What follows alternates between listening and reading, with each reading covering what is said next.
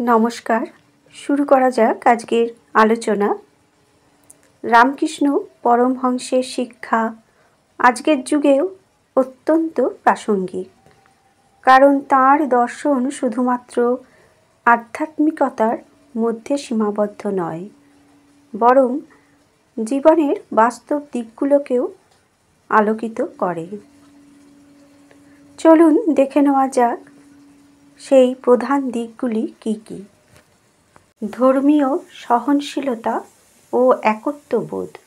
রামকৃষ্ণ বলেছিলেন, যত মত তত পথ, অর্থাৎ সব ধর্মই একই পরম সত্য পৌঁছানোর পথ মাত্র।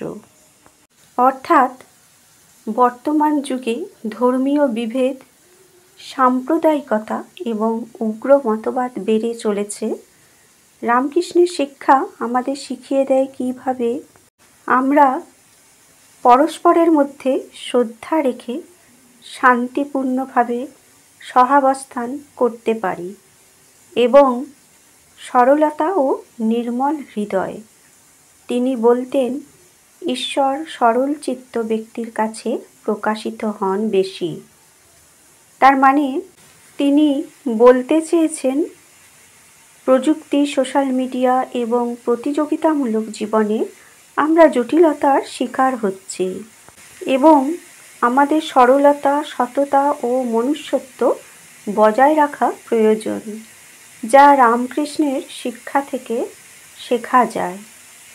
তারপরে তিনি বলেছেন কর্ম ও আত্মনিবেদন। তিনি বিশ্বাস করতেন নিষ্কাম কর্ম, অর্থাৎ স্বার্থহীনভাবে কাজ করাই প্রকৃত ধর্ম।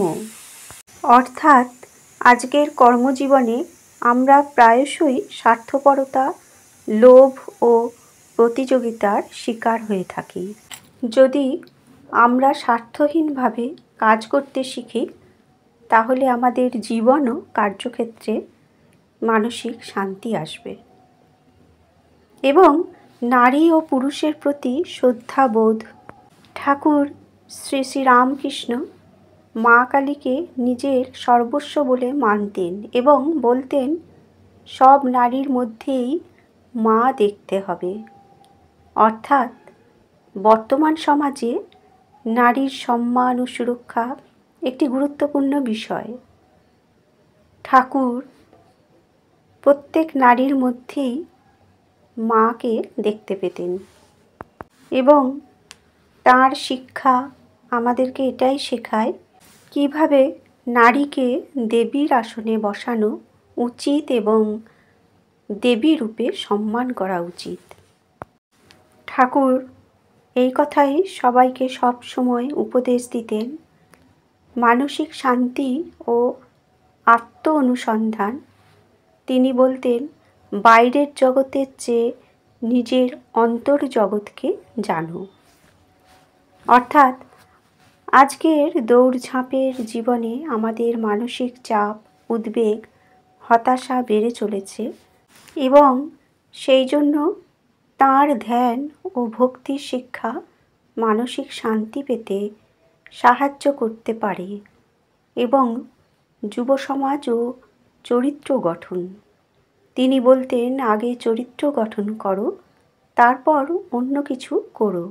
অর্থাৎ আজকের তরুণ সমাজের মধ্যে ধৈর্য ও নৈতিকতার অভাব দেখা যায়। ঠাকুর শ্রী শ্রী রামকৃষ্ণের শিক্ষা তরুণদের সৎ, পরিশ্রমী ও আত্মনির্ভর হতে অনুপ্রাণিত করে এবং অর্থ, মোহ ও আসক্তি থেকে মুক্তি দেওয়ার কথায় তিনি বলতেন, টাকা পয়সা বিষাক্ত সাপের মতো, ওটাকে সামলে রাখতে হয়। অর্থাৎ বর্তমান ভোগবাদী সমাজে আমরা অনেক সময় অর্থকেই জীবনের মূল লক্ষ্য বানিয়ে ফেলি। রামকৃষ্ণ আমাদের শেখান, টাকা প্রয়োজন, কিন্তু সেটির দাস হওয়া যাবে না। অর্থাৎ রামকৃষ্ণের শিক্ষা শুধু ধর্মীয় নয়, বরং মানব জীবনের প্রতিটি স্তরে কার্যকর। আধুনিক জীবনে সুখী, শান্তিপূর্ণ ও অর্থবহ জীবনযাপন করতে হলে তাঁর দর্শন অনুসরণ করা এবং তার উপদেশ মেনে চলা জীবনে অত্যন্ত প্রয়োজনীয়। বন্ধুরা, আজকের আলোচনা সংগৃহীত। এখানেই আলোচনা শেষ করলাম। ধন্যবাদ।